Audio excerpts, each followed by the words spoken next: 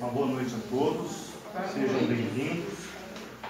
Nós vamos fazer aqui uma leitura do Fonte Viva, psicografia de Chico Xavier, pelo Espírito Emmanuel. O item 122. Entendamo-nos.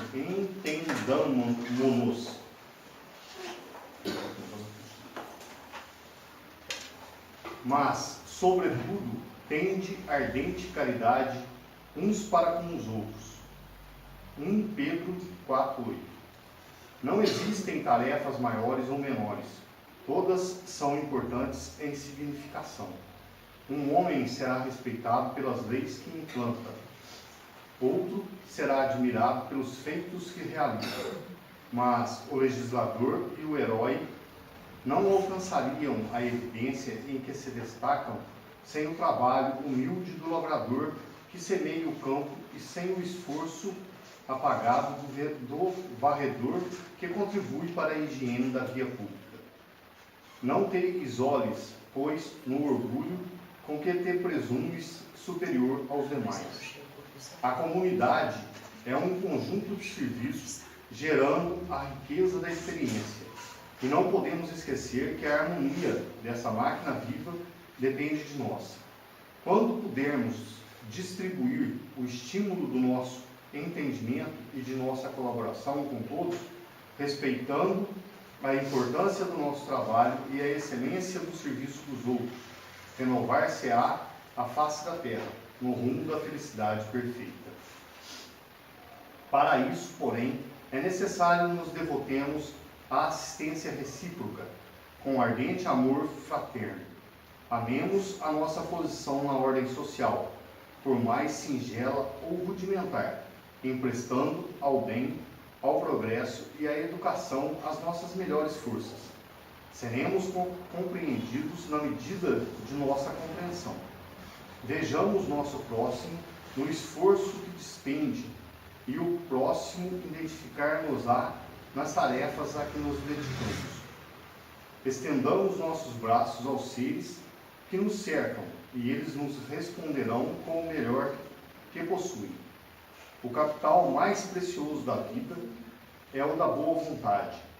Ponhamo-lo em movimento e a nossa existência estará enriquecida de bênçãos e alegrias, hoje e sempre, onde estivermos. Eu vou pedir para a Dona Rita fazer a prece inicial para a gente.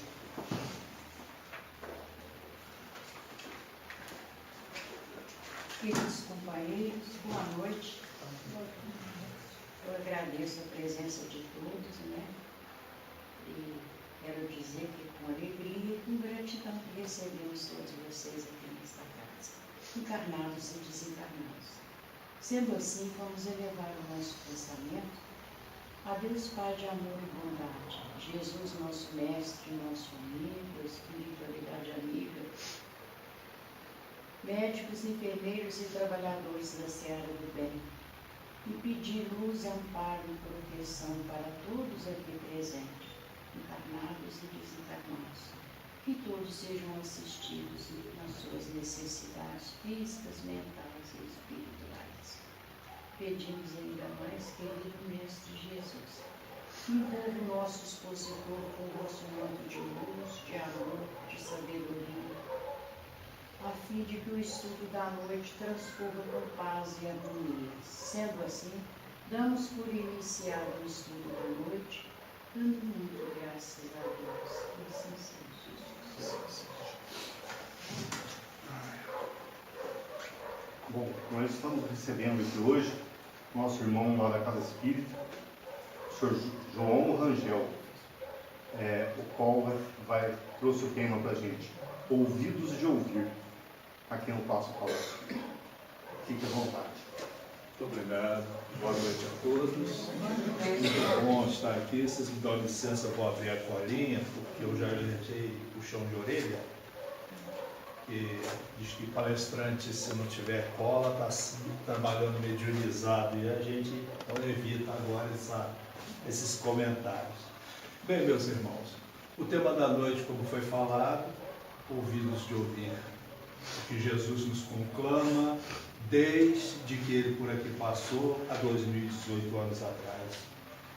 Mas antes de começar nesse tema propriamente dito, eu vou ler aqui um trechinho de uma mensagem do Bezerra de Menezes, para avivar em nós essa questão do estudo, a necessidade do estudo. Então, o Bezerra começa: nunca houve tanta necessidade do Cristo no mundo como nos dias de hoje. Ele nos adverte carinhosamente: o mundo, como reflexo da humanidade, que pode ser egoísta e materialista, mostra-se hoje cruel, frio e indiferente. Entretanto, aqueles que têm fé e confiam no determinismo das leis divinas, que são imutáveis e justas, conseguem manter o equilíbrio e a humildade.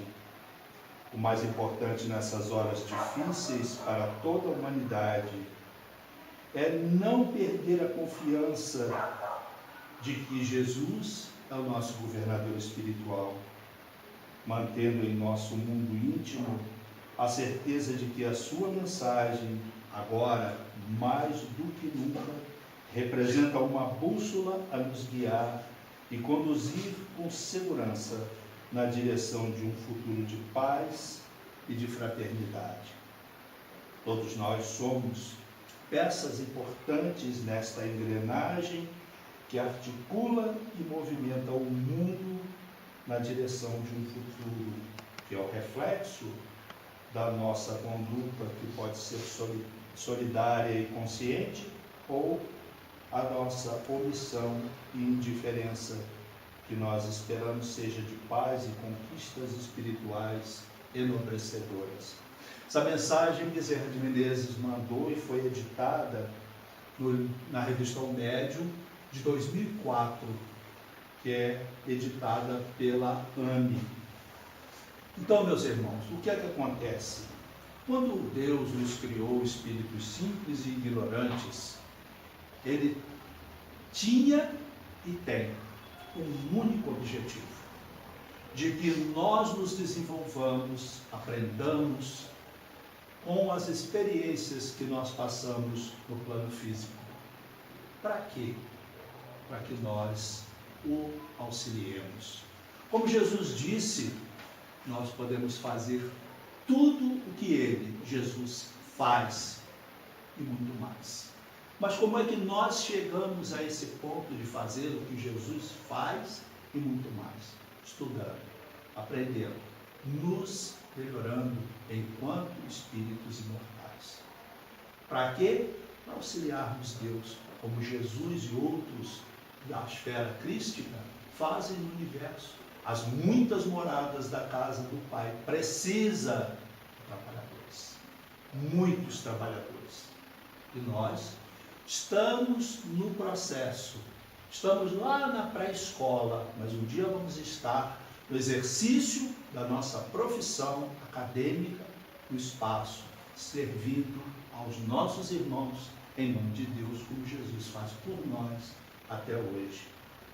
Os caminhos são diversos e existem muitos, mas nós não podemos nos esquivar da responsabilidade que Deus nos coloca sobre os ombros, que é a necessidade de buscarmos a nossa melhoria, a nossa reforma, a nossa instrução.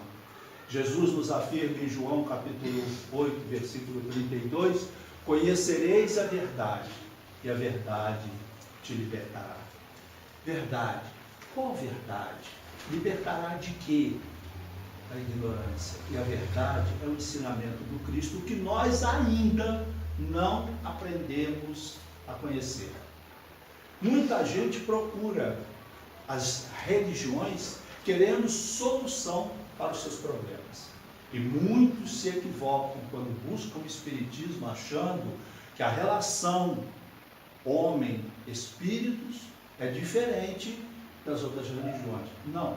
Todas as religiões abordam a relação homem e espírito. Só que as outras doutrinas não trazem para nós o esclarecimento que é necessário que nós tenhamos para o nosso progresso. O problema Muita gente chega no Espiritismo e quando começa a tomar conhecimento do tamanho, da responsabilidade que é ela quem carrega sobre os seus ombros, eles correm. E nós nos omitimos. Porque é muito fácil chegar numa reunião mediúnica, botar o nomezinho lá e pedir, olha, preciso que resolva esse problema. Só que os problemas somos nós que os criamos, direta ou indiretamente, e somos nós quem os resolvemos. O Espiritismo só faz uma coisa de diferente das outras religiões cristãs. Ele nos esclarece acerca dos efeitos das nossas condutas e nos diz que somos responsáveis por tudo o que pensamos, falamos e fazemos. E é onde o pessoal chega e diz assim, olha, eu sei que a coisa é por aí, mas eu ainda não me sinto capaz e vou deixar isso para a próxima. Só que nós estamos enfrentando um problema hoje, meus irmãos. O sino tocou, a hora é chegada, a palavra do Cristo. Por isso, nós precisamos nos mexer. Porque o processo de transição planetária está acontecendo. Só que, para dar esse salto de provas e expiações para a regeneração, não é só o planeta que tem que mudar. Porque o planeta só muda por completo a partir do momento que nós, os espíritos encarnados e desencarnados que vivem nele, agregados magneticamente a este órgão, se melhorarem e também derem esse salto das suas provas e expiações para a regeneração.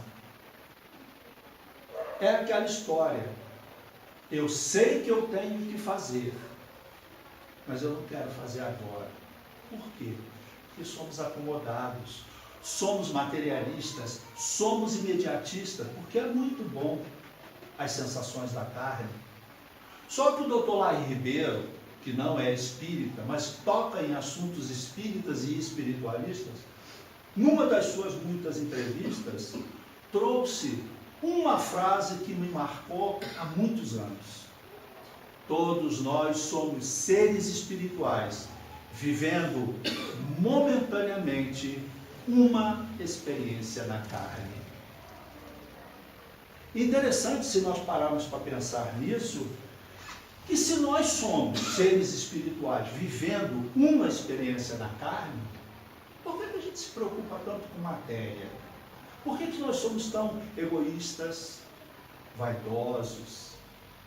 Por que nós nos preocupamos tanto? Hoje, quinta-feira, 8 horas da noite, nós estamos aqui. E quantos milhares estão por aí aproveitando as sensações da carne? Porque nós temos muitos defeitos, senão nós não estaríamos aqui no planeta Terra. Mas vejamos bem, comer é muito bom, mas passa. Você come, você pode comer a melhor comida, no melhor restaurante, com a melhor companhia, 4 horas depois você está sentindo fome de novo. Tem aqueles que gostam de sair para as baladas, passam uma noite inteira, às vezes, numa balada. Dormem, cansados, com companhias espirituais que a gente não vai entrar nesse tema, acordam, ontem foi legal, mas eu preciso de outra balada para hoje. E assim vão as pessoas que usam o álcool, o cigarro, têm os prazeres do sexo, e enfim, todas aquelas coisas, porque nós somos materialistas. Nós damos muita importância ao ter e esquecemos de ser. E Jesus diz que são os caminhos, mas somente aquele que é exemplificado por ele é verdadeiro. Porque um dia isso aqui acaba. O corpo físico tem prazo de validade. Um dia a gente acorda do lado de lá. E aí? Quem vai cobrar o tribunal dos anjos superiores? Não, a nossa consciência. Pergunta 621 no Livro dos Espíritos. Onde está escrito a lei de Deus? E respondem. É a sua consciência. Então é você que se cobra, porque você, à medida que se esclarece, conhece a verdade, você fica livre do fardo da ignorância. E quando você sabe que está fazendo alguma coisa que é equivocada, aquilo te pesa, te gera culpa, e a sua consciência que te cobra. Não é o seu pai, sua mãe, seu irmão, seu vizinho, nem Deus, nem Jesus, nem o seu bom espírito que te acompanha, o seu benfeitor espiritual, não. É a sua consciência. Então chegou a hora de nós começarmos a trabalhar o que é verdadeiramente importante para nós, que é o nosso aprimoramento espiritual. Quando o ser humano começa a descobrir que ele não é matéria só, e que ele precisa descobrir as coisas do Espírito na sua mais ampla verdade, ele começa a fazer questionamentos para si mesmo. E Jesus trouxe a resposta para nós. 2 asas, Deus pediu que desenvolvêssemos. Porque você já viu um passarinho voar com uma asa só? Um barco remar com um remo só? Então nós precisamos desenvolver essas 2 asinhas. E uma dessas asas, nós já chegamos aí, ó, aparelhos, relógios, os smarts da vida de todo tipo e jeito, carros inteligentes que não deixam você mais atropelar uma pessoa. A asa da sabedoria, nós já estamos com ela super bem desenvolvida. Eu me atrevo a dizer, a opinião minha, tá, gente? João, que nós já chegamos num ponto tão alto do desenvolvimento tecnológico que agora só falta estender esses benefícios a todas as pessoas da humanidade. Porque, infelizmente, como eu disse, nós somos egoístas, vaidosos, orgulhosos. Então, as empresas que têm pessoas dirigindo-as e desenvolvendo as tecnologias, não colocam isso para todos. Nosso maior exemplo é que nós temos tratamentos para o câncer no Hospital Sírio-Libanês em São Paulo, que pode detectar o princípio do tratamento do problema do câncer com meses de antecedência antes que ele comece, mas custa só R$15 mil para você fazer o exame nessa máquina. O SUS não paga. Mas a tecnologia já existe. Nós temos tratamentos para catarata que você não precisa implantar, próteses que reduzem as suas categorias de carteira de habilitação, que você continua precisando usar óculos, etc. Tal. Mas ninguém tem acesso, porque custa muito caro. Então, em níveis tecnológicos, nós, espíritos reencarnados no planeta Terra, já chegamos no máximo. Agora, e a asa do amor, coitadinho? Está atrofiadinho, enquanto a tecnologia está grande, viçosa, empenada, com a musculatura forte, apesar de todas as restrições, a do amor ficou atrofiadinha, não tem nem pena ainda. E é essa asa que nós precisamos desenvolver ao longo da nossa experiência. Alguém me perguntou numa das últimas vezes que eu falei em outra casa, mas João, o Evangelho é monstruoso de grande. Como é que eu vou conseguir desenvolver o conhecimento pleno de todo o Evangelho? E eu respondi, um dia, que não vai ser nessa encarnação. Mas se você perseverar e começar a estudar o Evangelho, que não é para o outro, não é um aspecto religioso, não é para ser estudado, usado e aplicado dentro de casas espíritas, igrejas, etc. Tal, é para o seu dia a dia, em qualquer lugar e hora.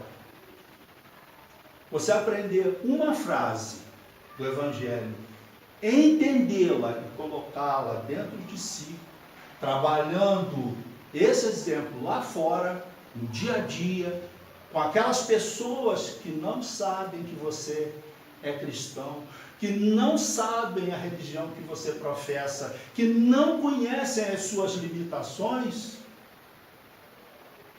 quando você começa a falar com essas pessoas, a lidar com elas e a colocar em prática essa única frase, você já subiu um degrau. Aí você já está pronto para passar para outro. E não importa que você leve a sua vida inteirinha para conseguir entender, colocar dentro de si, praticar espontânea e livremente uma única determinação de Cristo. Porque você, naquele ponto, você virou doutor. Dali você consegue alavancar para outras fases avançadas do Evangelho.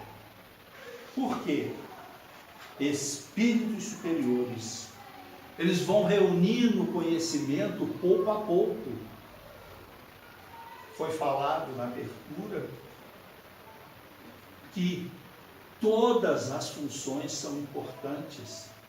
Está dito no início aqui também que todos nós somos engrenagens importantes na maquinária da existência. Então não existem tarefas pequenas.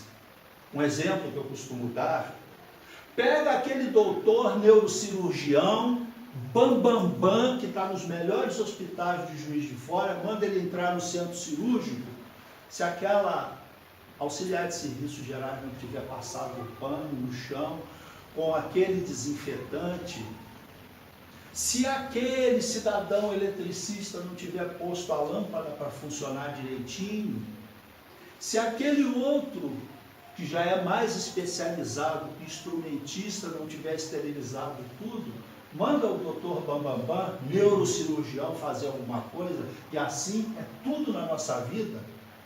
Deixa a cidade sem coletar lixo 3 dias. Todo mundo desdenha o pobre do gari, varredor, coletor do lixo. Muita gente despreza, menospreza o que executa uma tarefa menor dentro de um shopping, dentro de uma repartição pública, mas todos nós somos importantes, desde aquele que dirige e é o dono do lugar, até aquele mais simples. Claro, muitas vezes o nosso orgulho, a nossa vaidade, o nosso egoísmo vão impedindo que nós enxerguemos isso. É o conhecereis a verdade, e a verdade vos libertará. É mais uma exemplificação. Na mensagem lida do nosso irmão no Fonte Viva, fala que todos nós somos importantes, mas que tudo na nossa vida é importante quando temos boa vontade no fazê-lo. Eu levei 30 anos para entender o que meu avô falava. Meu avô dizia que em tudo na nossa vida, 5% é conhecimento. Não importa em que ramo de atividade você esteja. 5%. Os outros 95% tem que ser boa vontade. Pode ser o melhor eletricista, pode ser o melhor lavador de copos, pode ser o melhor motorista. Tecnicamente, 5%. Se ele não tiver boa vontade, foi para o ralo todo o trabalho dele. Uma pessoa que cozinha numa cozinha industrial ou dentro de casa, se ela não tiver boa vontade, pode ser boa cozinheira. Vai fazer uma comida e a comida não fica tão gostosa quando ela está alegre, satisfeita e faz de boa vontade. Vai lavar uma roupa, vai passar uma roupa, vai varrer uma casa, vai capinar um jardim, se não tiver boa vontade, por melhor que seja, pode estar com o melhor equipamento do mundo. E tudo isso a gente só aprende na experiência. Porque a pessoa pode estudar muito, pode se tornar médico, engenheiro, advogado, cientista. Se ele não praticar, ele não desenvolve a habilidade. E dentro da prática da habilidade, se ele não enfrentar desafios, dificuldades, sofrimentos, ele não cresce, ele não aprende a lidar com a situação.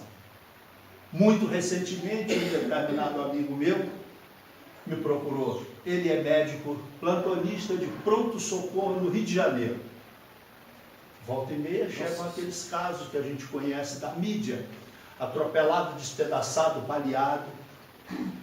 Ele disse, é o lugar que eu mais aprendo, porque cada caso é um caso, e cada dia eu me sinto desafiado no meu conhecimento para crescer ainda mais. A primeira vez que ele atendeu um paciente, quando ele começou, ele tremeu.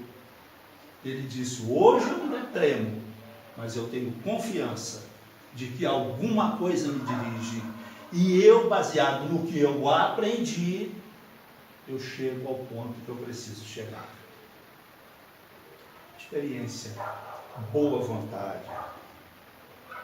Nós, para crescermos, para avançarmos na nossa caminhada, no nosso aprendizado, não podemos buscar atalhos, nem coisa conveniente. Como eu disse, muita gente procura a casa espírita achando o seguinte, eu vou entrar para o espiritismo e vou ficar isento de problemas. Nenhuma religião, nem o espiritismo livra você do sofrimento, da dificuldade. O que o espiritismo tem de diferente e que traz de bom, quando você tem boa vontade de estudar e tentar entender, é o preparo. Cito um caso meu. Depois que eu saí da rede ferroviária, em 1985, eu me tornei motorista profissional, fui trabalhar como transportador escolar na zona rural. Foram mais de 12 anos fazendo isso. E eu enfrentava um problema dificílimo, porque todo mundo sabe que Kombi só tem 4 pneus, né? Mas eu só tinha um step. E todos os dias, quando eu saía para trabalhar, que às 6 horas da manhã eu tinha que estar dentro da roça para pegar os meninos, não tinha ajudante, era eu e Deus sozinho. Eu ficava assim, meu Deus, e se o pneu furar? Meu Deus, e se o pneu furar? Chuva, lama, buraco, atoleiro, escória para todo lado, e se o pneu furar? Se o pneu furar, eu troco. Tá, e se furar outro? Como é que eu faço? Tudo na vida da gente é preparo. Um belo dia, procurei o borracheiro Zaquinho, que todo mundo conhece na Praça do Riachuelo. Seu Zaquinho, eu preciso aprender como consertar pneu sem câmera, que é o que eu uso no carro. Fica à vontade. Posso ficar aqui o dia inteiro, olhar como é que faz? Faz. Passei um sábado e um domingo lá, olhando, aprendendo e depois pegando para fazer. Porque tem gente que acha que aprendeu só olhando. A prática, que eu falei agora há pouco. Fiz. Fui, comprei o material. Bomba calibradora, enchi uma garrafa PET, botei 2 tampinhas, uma furada e uma vedada. Detergente, aplicador, alicate, com a ponta e fui embora. Pneu que furava, eu nem tirava do carro, eu tirei de letra, levantava. Acabou o meu problema. Eu deixei de ter problema de pneu furado. Eu deixei de esquentar minha cabeça com um pneu que furava em determinado... Não. Eu me capacitei para enfrentar o problema. É isso que o Evangelho de Jesus faz para a gente. Ele não tira o problema do teu caminho, porque o problema, o sofrimento, a dor, a dificuldade são degraus para que a gente melhore, cresça, aprenda. Mas o Evangelho te capacita a enfrentar o problema. A lâmpada queimou. Se você não sabe como fazer, você vai ficar no escuro. Meu Deus, a lâmpada está queimada. Se você sabe, você vai lá, tem a lâmpada, troca. É isso que o Evangelho faz por todos nós. Ele não nos tira os problemas, ele faz com que tenhamos a consciência de como enfrentar os problemas e nos dão, pela sintonia com ele, aquela dica que chega no ouvido da gente, o 6º sentido, como queiram dizer, a conversa com um amigo espiritual, o nosso benfeitor, anjo da guarda, ou como você queira chamá-lo.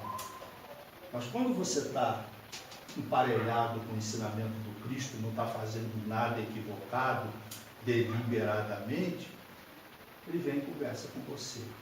Você tem que ter ouvido para ouvir.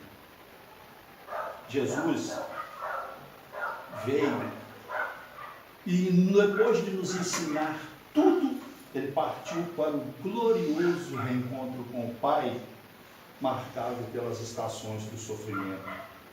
Teve o Getsemane, o cárcere, o purgatório, a via dolorosa, o Calvário, por fim, a cruz. Ele é o governador espiritual do planeta, procurador-geral de Deus junto a nós. Sofreu isso tudo. E sabia que ia sofrer, mas ele foi. São pontos interessantes esses que eu falei, para nós começarmos a pôr na balança da nossa existência as nossas reais necessidades, os nossos pontos de vista e o que nós temos feito com as oportunidades que nos têm sido dadas. Todos os dias recebemos oportunidades, todos. Então a gente tem que observar, porque para a atualidade do mundo isso são muito importantes. Por quê? Muitos de nós nos dizemos cristãos, dizemos espíritas e etc. Nós estamos, muitos de nós, aguardando sentado em almofadinhas de luxo, esse ponto e esperando pela lei do menor esforço a hora de fazer esse retorno para o lado de lá. A pergunta é, quando a gente despertar do lado de lá, que bagagem nós vamos oferecer? Que conhecimento já teremos para continuarmos a nossa jornada? Temos que aprender a analisar, a refletir, a ponderar, porque todos esses são modalidades do ato de ouvir. Ouvir e escutar. Menino, você está ouvindo o que eu estou falando? Você está escutando? Mães e pais sabem o que é isso. Porque muitas vezes a pessoa está falando ou está lendo, mas a coisa está passando batida. Como diz o outro, entra no ouvido, sai no outro, não retém nada. A gente tem que aprender a, quando ouve alguma coisa construtiva, e vamos aprimorar isso em nós, para que a gente possa começar a praticar no nosso dia a dia. É indispensável que a criatura esteja sempre disposta a identificar o sentido das vozes que lhes falam, das sugestões e das situações que a rodeiam. Quem ouve, aprende. Quem fala, doutrina. Um está guardando, o outro está espalhando como semeador. Só aquele que guarda na boa experiência, ouviu uma coisa boa, guardou, pode espalhar com êxito mais tarde. Volto a falar, conhecereis a verdade vos libertará. Alguém uma vez me perguntou na casa espírita, João, mas libertará de quê? Eu digo, dentre outras coisas, do jugo da ignorância e da treva.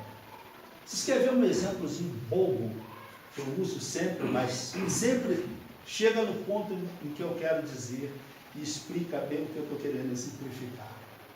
Conhecer a verdade. Quem conhece a verdade não se deixa enganar. Quer ver uma coisa? Todo mundo aqui já ouviu falar que comer banana de noite dá indigestão, né? Não se deve comer banana de noite. Mas por quê?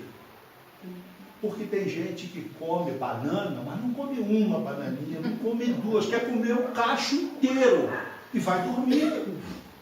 Conhecimento físico, genético, conhecimento biológico.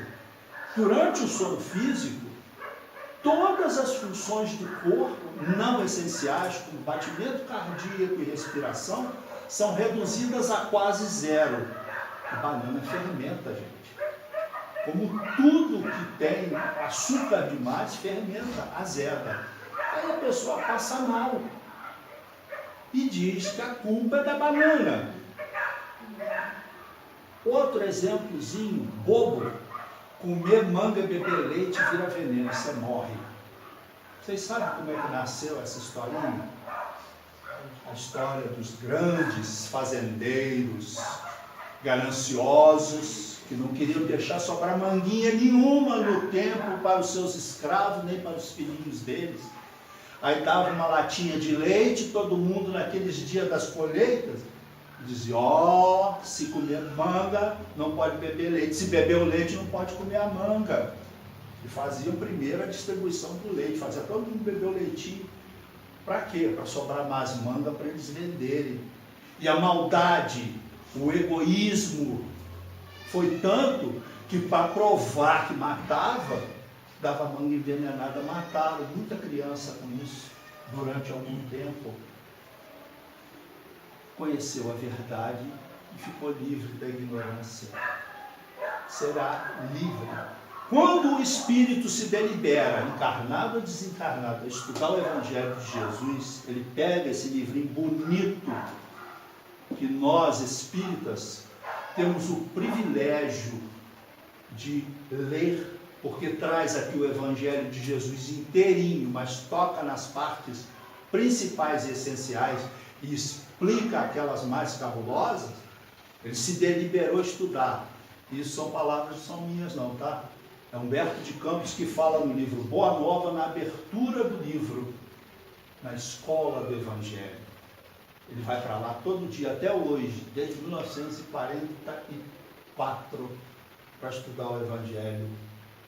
E ele diz na abertura que aqueles que o conheceram não iriam reconhecer as suas palavras, porque poderiam pensar, inclusive, que ele havia se elegido ministro do Evangelho de Jesus.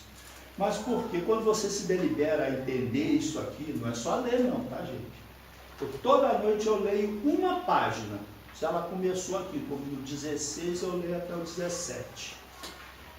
E procurar aprender, você começa a fazer aquilo que Santo Agostinho nos recomenda fazer todas as noites, uma avaliação dos processos que nós passamos durante o dia.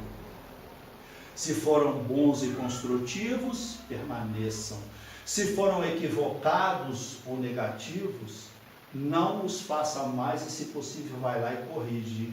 Nos ensina uma coisa que Sócrates, 400 anos antes de Cristo, já nos ensinava. E ele diz também aqui, que em alguns círculos do cristianismo, a passagem do encontro de Jesus com seus discípulos, muitas vezes é interpretada como um simples apelo do Cristo ao ministério religioso. E aqui eu abro um parêntese. Porque tem muita gente que ainda nos dias de hoje, 2018, século 21, com o Espiritismo com mais de 160 anos, graçando entre nós, graças a Deus, ainda acham que existe a vida espiritual e religiosa num lugar e existe a vida social e material no outro. Não é não, meus irmãos. A sua vida é a sua vida, esteja você encarnado ou desencarnado. E você tem que ser, segundo os preceitos do Cristo, ou mesmo sem máscaras, dentro da casa espírita, aí fora, se despedindo dos que você conhece e de todos os outros ao longo da sua jornada, na sua casa, no seu trabalho, na sua escola, com seus contatos dentro do ônibus, na rua, onde você estiver, onde você começa a crescer. Mas tem gente que ainda acha, nos dias de hoje, que pode ter uma vida religiosa, cumprir as suas vidas religiosas, todas as suas obrigações, e depois ter uma vida social. São os hipócritas fariseus, os túmulos caiados por fora que Jesus se referia no Evangelho. Mas eles vão um dia, como nós já estamos fazendo, a aprender. Então continua aqui. Todavia podemos imprimir-lhes um significado mais amplo. Em cada situação do nosso caminho é possível registrar o chamamento do Cristo para o nosso viver. Nas menores experiências, no trabalho, no lazer, no lar, na via pública, eis que o Cristo nos convida ao exercício incessante do bem. E nesse sentido, o discípulo do Evangelho encontra no mundo a sua própria família. Porque não são os laços do sangue que nos separam ou nos unem. Todos nós somos irmãos. Todos. E outro dia viraram para mim e eu fiquei assim, sabe, desconcertado de um lado e muito feliz do outro. Então você é, desculpe a expressão, senhoras presentes, irmão daquele gay que desfila lá na Avenida Paulista, no Rainbow Fest? Sou sim, e todos nós também somos. Embora tenhamos diferenças, embora tenhamos nossos pontos de vista, espiritualmente somos todos irmãos. Não há diferença. O Criador nos fez todos iguais com a centelha divina. E a mesma centelha divina que existe em mim, existe em todos nós. Inclusive esse irmão que está equivocado quanto à sua natureza, está equivocado quanto às suas escolhas, mas ele tem o direito, porque são os dois atributos que nem Deus mexe com a gente. É o livre-arbítrio e a vontade. E ele fala mais adiante, que nós temos que buscar na humanidade, que é a nossa família, o sentido da nossa existência. Ouçamos então a palavra do Senhor em todos os ângulos do caminho, procurando segui-lo com invariável fidelidade, hoje e sempre. Mais adiante, diz que é possível que nós não consigamos identificar de imediato as intenções de quem fala e mostra os caminhos a seguir. Entretanto, nós todos podemos observar o resultado positivo da ação que cada conversador expressa. Sabemos perfeitamente, cada um de nós, as escolhas que nos convêm. E mais adiante, ele diz que cada vez que as circunstâncias venham a nos induzir a ouvir verdades do Evangelho, não acreditemos que é o acaso que esteja presidindo ao semelhante evento, porque forças ocultas estão acionando a oportunidade a fim de que nós nos informemos quanto ao nosso próprio caminho. Então, não te faças desatento, porque a um breve espaço de tempo nós todos seremos chamados naturalmente pela própria vida a testemunhar. Observe então aquilo que você aprende e aquilo que você ouve, que qualquer estudo é nobre, toda aquisição apreciável é importante, mas ela não pode ficar parada na alma daquele que aprende, porque senão ele vai se assemelhar a um pão que fica escondido dentro de uma sacola, guardado dentro de um armário, quando a pessoa está com fome. Ouvir sim os preceitos da espiritualidade superior, mas agir segundo nos orientam, porque se sabemos e já aprendemos e não fazemos o bem que a espiritualidade nos ensina, melhor então seria que nós não soubéssemos nada, para não sermos tributados com taxas de maiores sofrimentos nas grades da culpa. E aqui eu abro aquele outro parênteses de novo. Tudo o que você sabe, não importa se uma coisinha pequenininha e irrelevante, se você sabe, faz. Não espera que te peçam. Não espera que você venha a ser convidado a fazer, nem remunerado. O bem faz bem, mas ele só faz bem a quem faz quando você faz espontaneamente. Porque todos nós que fazemos alguma coisa esperando que o outro retribua, nem que seja com aquele muito obrigado, que faz parte da boa educação, nem sempre se sente realizado. O bem deve ser praticado sempre, incondicionalmente, dentro da sua possibilidade. Porque todos nós precisamos colocar aquilo que temos de melhor em favor daqueles que estão numa situação difícil. Tempo atrás, andando numa dessas avenidas daqui de Juiz de Fora, vi um cidadão que estava se esforçando para empurrar o carro dele, não sei se carro gasolina, se quebrou alguma coisa. Eu liguei o pisca-alerta, a pista já estava congestionada, eu desci do carro, fui lá, empurrei, ajudei ele, botei em cima da calçada. Voltei para o meu carro, entrei na pista liberada, fui embora. O outro que estava lá, pô, bacana!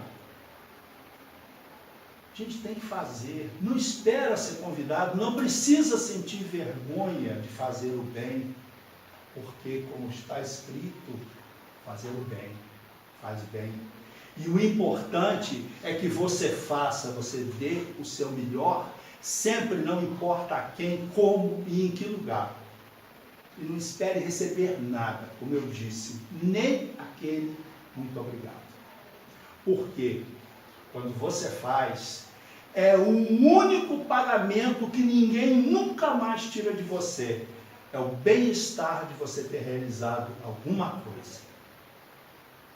Você atravessa a sua jornada evolutiva, olhando para o outro, precisando de uma mão para sair de dentro de um buraco que você não ajuda. Porque o que acontece? Haroldo Dutra conta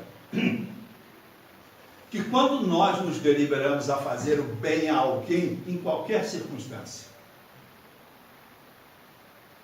esse alguém tem amigos, como eu tenho, vocês têm, que nenhum de nós está vendo, salvo aqueles que são médios videntes.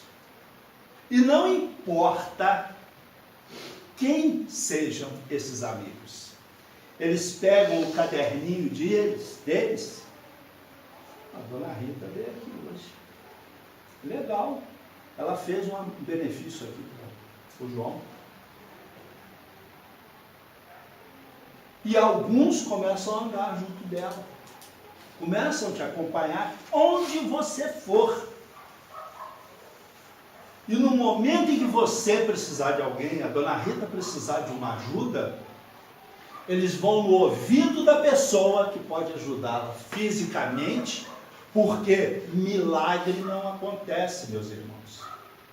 Deus age entre os homens e para os homens através dos próprios homens. Vai chegar no ouvido de alguém, ô fulano, ô João, dá uma mão para a dona Rita ali para ela atravessar a rua. E eu vou chamar a dona Rita, só quer cuidar do seu sapato. É assim que acontece. Mas acontece mesmo. E Haroldo fala sobre isso, gente. Jesus mostra em que momento da vida de Jesus nós vimos nas passagens Jesus se negando a atuar e orientar alguém, amparar alguém. Agora, nem sempre a pessoa ouve o que ela quer. Exemplo, o jovem rico. Senhor, o que eu preciso fazer para alcançar os reinos dos céus? Cumpre os mandamentos. Isso eu já faço. Respeita teu pai e tua mãe. Isso eu já faço. Então, vai, vende tudo que você tem, dá aos pobres e segue-me. Quando Jesus disse, vai, vende tudo que tem, ele entendeu que era para meter a mão na carteira. Se, na verdade, ele fizesse isso, seria ótimo, mas teria que ter o desapego, que foi o que Jesus quis dizer. Jesus disse para ele, vai, vende tudo que tem, dá aos pobres. É o mesmo que dizer, te desapega das coisas materiais e ajuda quem precisa. Não é para você, milionário, pegar, ficar pobre, mendigo e deixar o seu dinheiro para os outros, não. Mas, no momento em que o rapaz ouviu isso, ele está Eu vou andar de biga porque eu sou materialista, eu sou imediatista, eu tenho dinheiro sobrando. Foi andar de biga, capotou a biga, desencarnou. E quem foi receber ele no plano espiritual? Porque Jesus estava aqui entre a gente no corpo físico, mas ele se desdobrava. Assim como quando ele estava indo para ser crucificado, Judas se suicidou, ele foi receber Judas lá no plano espiritual. Consolar Judas, que nós até hoje, por ignorância, por desconhecermos a verdade, malhamos o pobre de Judas toda vez que estamos na Semana Santa. Então nós temos que observar essas pequenas coisas, ter ouvidos de ouvir a boa mensagem. Por quê? Se desejas, porém, sublimar as possibilidades da acústica da tua própria alma, estuda e reflete, pondera e auxilia fraternalmente, e terás contigo os ouvidos de ouvir a que se refere Jesus, criando em ti mesmo o entendimento para a assimilação da eterna sabedoria. Em Mateus capítulo 28, lá no versículo 20, Jesus nos fala que, ensinando-os a guardar as coisas que Ele nos tem ensinado e mandado, Ele estará conosco todos os dias, até a consumação dos séculos. É interessante essa passagem, porque ele deixa claro para a gente que nada está perdido. Eu era bandido matador até ontem. Se ele der aquele salto de entender a palavra de Jesus, é claro, ele vai ter que acertar as contas dele com a justiça divina e reparar esse mal que ele fez. Mas a partir do momento que ele compreender a mensagem de Jesus, ele dá aquele salto e ele deixa de ser criminoso matador e passa a ser um colaborador. Muitos anos atrás, eu começando a estudar, eu percebi que o mal, até o mal, mais mal, ele serve de ferramenta e oportunidade que Deus nos concede. Porque aquilo que a gente vê e acha que é ruim, é um bem. Porque nós temos a visãozinha assim, é limitada pelo corpo físico e é fechada.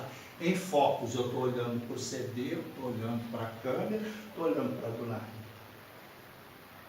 Deus não. Deus é aquele senhorzinho bacana que está com aquele binóculo mais poderoso na montanha mais alta do mundo, que está vendo na rota da tua existência um buraco que está lá na frente, que ninguém está vendo, nem você.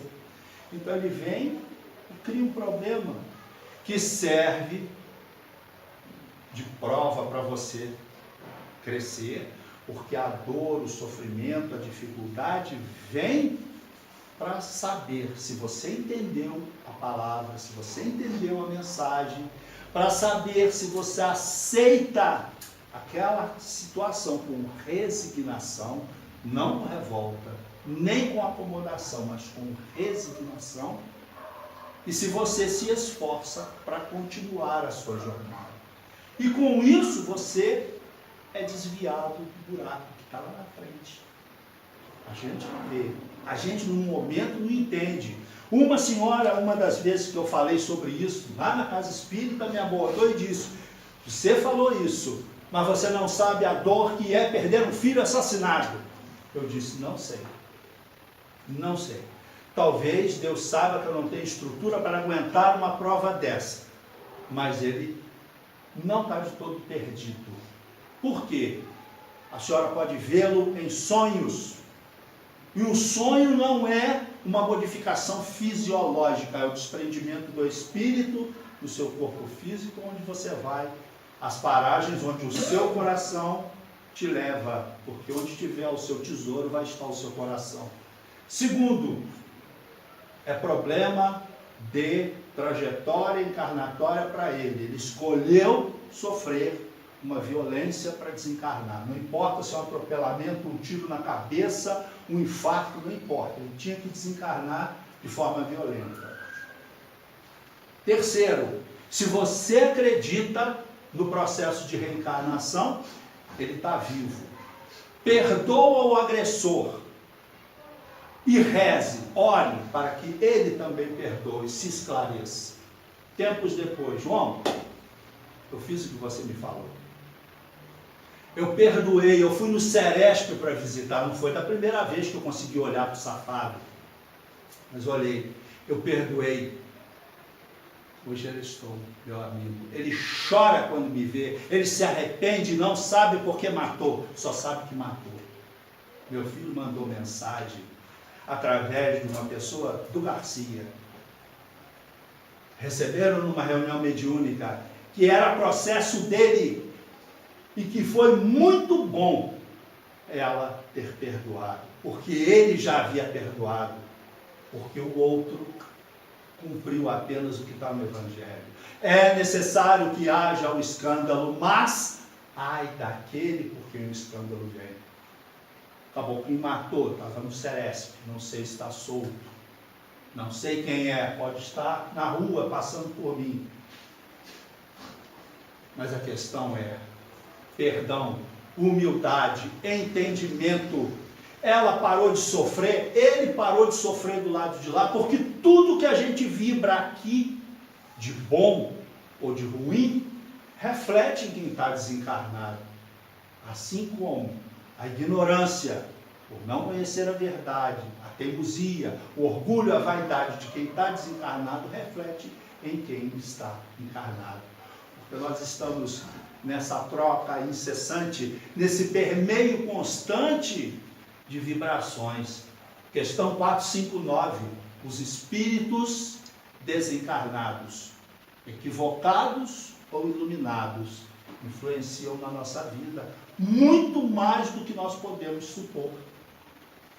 A nossa defesa é conhecer o Evangelho, é estar com ele em caráter permanente na sua vida, para que você não se torne vítima de você mesmo, porque somos nós que abrimos nossas portas, portões, janelas, para que o elemento equivocado possa nos influenciar. Se eu sou firme numa decisão, o camarada pode me convidar para um trambique na firma, eu prefiro continuar ganhando meu salário. Pequeno, curto, mas abençoado. E ter paz de espírito de botar minha cabeça no travesseiro, porque eu não vou deixar que alguns milhares a mais venham a me corromper. Agora, se eu não tenho o Evangelho, se eu não conheço os mecanismos de desdobramento mais adiante que serão transformados em responsabilidade, as quais eu vou ter que assumir e não vou poder culpar ninguém, porque tem muita gente que culpa, né?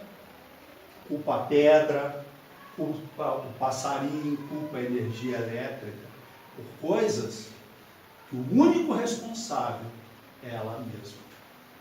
Eu estou atrasado, vamos, dona Maria, vamos embora, preciso da... O único culpado de eu estar atrasado sou eu mesmo. Eu que acordei tarde, eu que perdi a hora. Eu que fui molenga na hora de tomar o banho e fazer a barra. Não posso querer acelerar os outros e julgar a culpa do meu atraso nos outros. E nós fazemos isso de maneira consciente ou inconsciente, pequenininha ou grande, mas nós fazemos isso. Temos mania de jogar a responsabilidade daquilo que nos cabe nas costas dos outros. Por isso que quando a gente vem para o Espiritismo, muita gente vem uma vez e não volta, porque acredita que aqui você vai ter aquele açuquinha, todo mundo passando a mãozinha na cabeça. Eu conheço companheiros espíritas que não gostam de ler Manuel Filomeno de Miranda, não gostam de ler Joana de Ângeles, porque ela não adoça as palavras. Se ela tem que enxergar e falar, ela chega e fala. E os ensinamentos deles são claros, objetivos. O grande problema da humanidade é que nós não queremos ouvir aquilo que não nos agrada. Meus irmãos, a última palavra para isso tudo. Esse trabalho é um trabalho que Jesus pode fazer conosco, mas não pode fazer por nós. A reforma íntima é trabalho individual e não um presente, uma graça de Deus. É uma conquista e não uma dádiva. Então vamos, de agora em diante, ler, estudar, procurar compreender, como diz o Haroldo. Vamos tirar o espírito da letra, porque muita gente lê o Evangelho, lê, não compreende e quer executá-lo ao pé da letra para os outros. O Evangelho é reforma para nós. Buscando assim os seus conselhos salutares desse nosso irmão maior, que nos deu para que um dia nós possamos conviver com ele. Lá no princípio eu disse, né, meus irmãos? Deus nos criou para a perfeição relativa, para servirmos a ele, na companhia de bons espíritos, como executores das suas tarefas nas muitas moradas. Nós vamos conviver ainda com Cristo, lado a lado, frente a frente. Um dia, não vai ser na próxima reencarnação, não vai ser mês que vem, não vai ser daqui a 200 anos, não existe matemática para isso. Como eu disse, tocou o coração, você dá o salto, para que a gente possa fazer a transformação, a transição definitiva do nosso plano Terra de provas e expiações para regeneração. E é com essas palavras de muito obrigado pela paciência, pela atenção, e que tudo que eu falei, por pouquinho que tenha sido, vocês guardem no coração.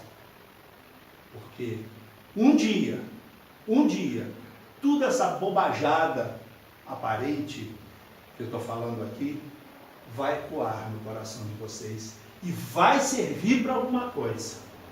Porque tudo na vida tem um fim útil. Muita paz, que Jesus abençoe todos vocês. A gente agradece, né, uma vez ao Tom, pelas palavras edificantes aí, pelos exemplos, né?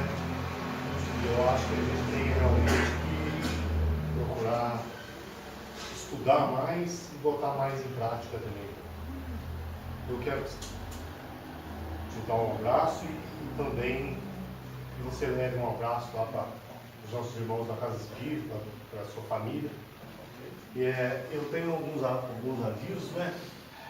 Tem um festival de caldos que vai ser realizado lá na Casa Espírita Maria de Nazaré, no dia 14 de julho, agora no mês que vem. Vai ser das 19 às 21 horas. Nós fizemos um cartazinho também, né? Da programação das atividades aqui da Casa do Centro Espírita. E colocamos também aqui uma história do Jerônimo Mendonça e uma síntesezinha do centro. Se alguém quiser pegar, tá ali em cima da mesa ali. Infelizmente eu fiz pouco, né? A gente fez pouco. Mas para a semana que vem vai ter mais. Né? E eu vou pedir para o João fazer a prece final para a gente, por favor.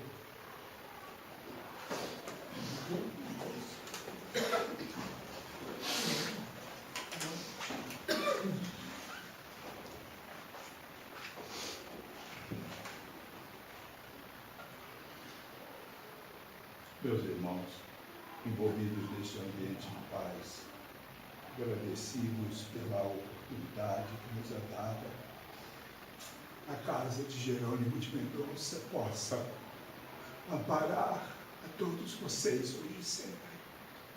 Que a luz do Divino Amigo derrame sobre vós as esperanças e a necessária renovação, e que Jesus seja o modelo e o guia em vossa mente hoje e sempre.